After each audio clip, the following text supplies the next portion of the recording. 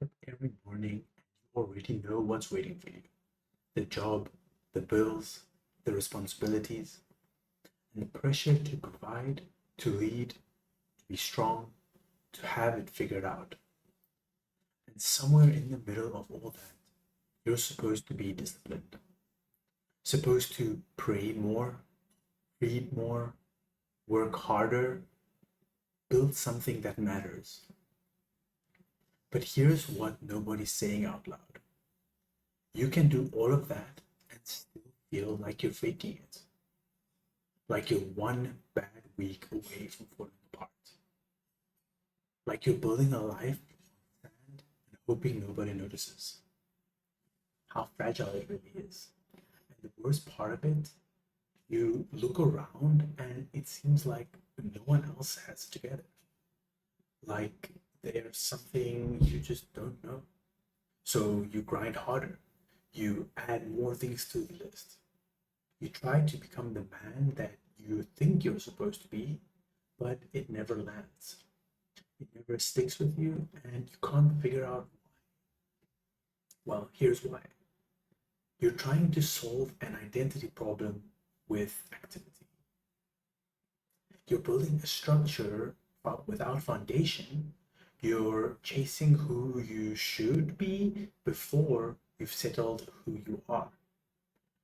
And until that's fixed, nothing else will work out. Not the discipline, not the goals, not the hustle, because identity always comes before action. Always. If you get that order wrong, everything you build will feel unstable, no matter how hard you work. Stay with me here. So, because what I'm about to show you kind of changes everything. So, let me ask you something. Firstly, when do you think you'll finally feel like a man? When you get the promotion? When you lose the weight? When your business takes off? When your kid finally respects you? When you finally get your life in order? So most men live like identity is the finish line, like it's something that you earn, something you achieve, something that shows up after you've done enough, proven enough, or fixed enough. But that's not how it works, not biblically and not in reality. Identity isn't the reward at the end of effort, it's the foundation to build on. Think about Jesus. Before he ever preached a sermon, healed anyone, or performed a single miracle, the Father spoke over him at his baptism. This is my beloved Son, in whom I am well pleased. Not, this will be my son if he succeeds. Not, he's earning my approval. It's identity first, then action. And if the Son of God needed that order, what makes you think you don't? Here's what happens when you reverse it. You try to earn your identity through performance. Work stops being work, it becomes validation. Every success is proof that you matter. Every failure is proof that you don't. So discipline stops being formation, it becomes self-punishment. You're not training, you're trying to prove you're worth something. And when that's the foundation, nothing is ever enough. You hit the goal and you feel empty. You fix the habit and still feel lost. You get the win and immediately start looking for the next one. Because the win didn't do what you thought it would. It didn't tell you who you are. Because performance can't do that. It was never designed to. A man without a rooted identity isn't strong. He's fragile. He's driven by pressure, not purpose. Driven by fear, not conviction. And anything built on performance will collapse the moment performance slips. That's not real strength. That's survival. And survival isn't sustainable. Now, here's where it gets worse. You look around and what do you see? Men everywhere are busy grinding, hustling, improving, podcasts, gym routines, side hustles, cold showers, reading lists, and most of them are still confused. They're moving, but they don't know where they're going. They're working hard, but they don't know what. They're improving, but they can't tell why it matters. That's what happens when you have activity without identity. You don't know what to say. You don't know what actually matters. Everything feels urgent. Everything feels important. And you end up pulled into 10 different directions at once. You're reactive. You're not intentional. Busy, but not purposeful. And here's the trap that most men fall into without even realizing it. When your identity isn't clear, you borrow it from culture, from success, from other men, from social media, from whatever voice is the loudest of that week, right? You start comparing yourself, you start copying, you always start chasing whatever looks like it's working, but it's working for someone else. And the problem with a borrowed identity is that it never comes with a borrowed direction. You're not living your life, you're living someone else's highlight reels. You're building towards goals that aren't even yours.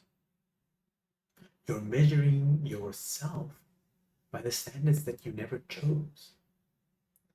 And the borrowed identity never lasts because the world never stops changing what it wants from you.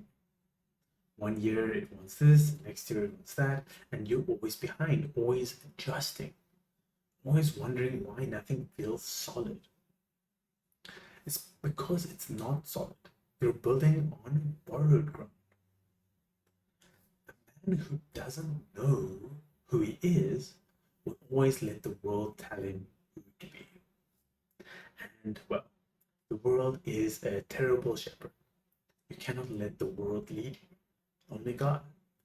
So now I know what you're thinking, but okay, but doesn't action matter? Doesn't discipline shape who I am?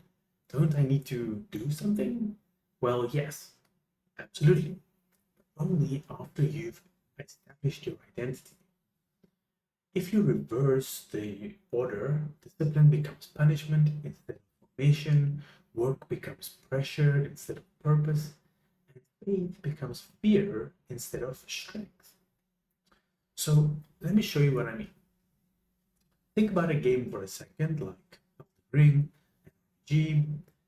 Before you start leveling up, before you unlock any skills, before you go into battle, you choose a class.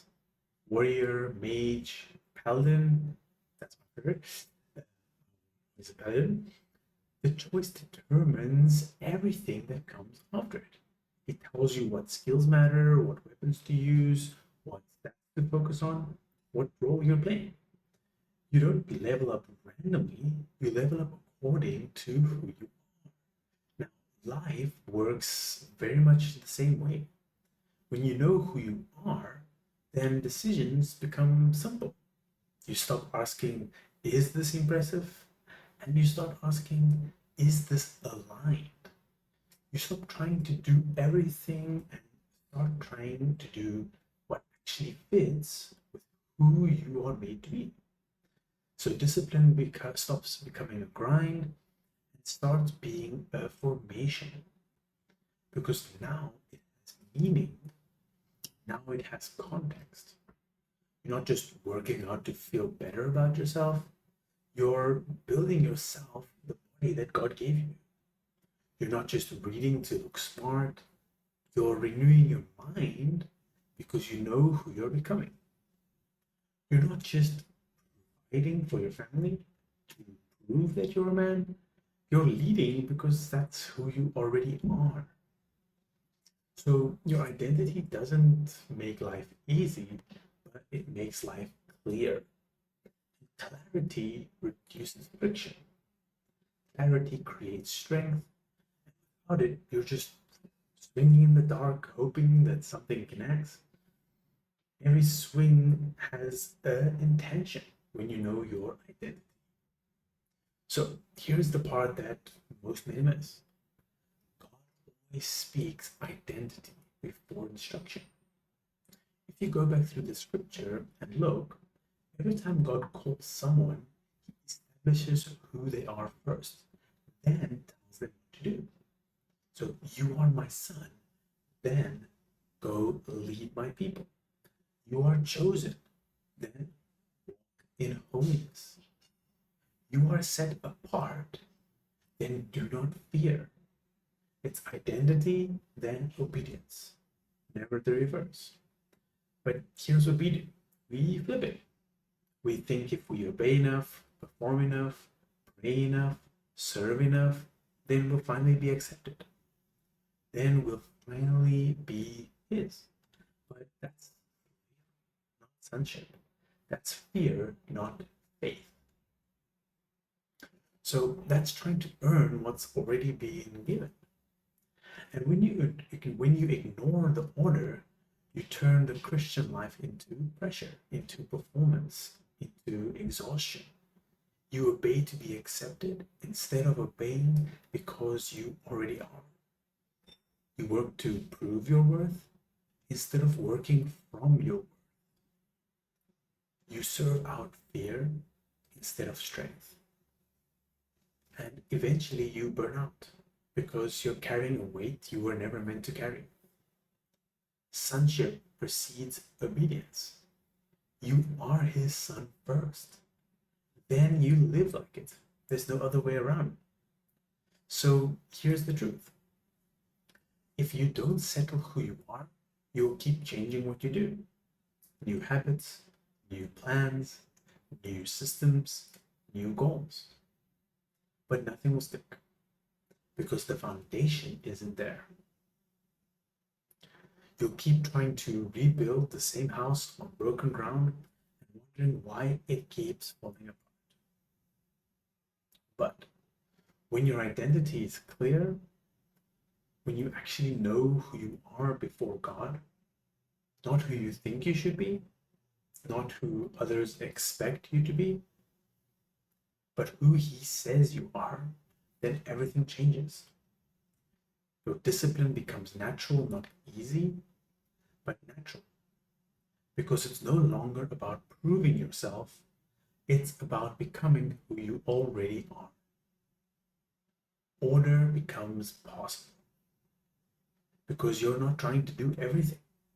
You're doing what fits. Strength becomes stable. Because it's rooted in something that doesn't shift.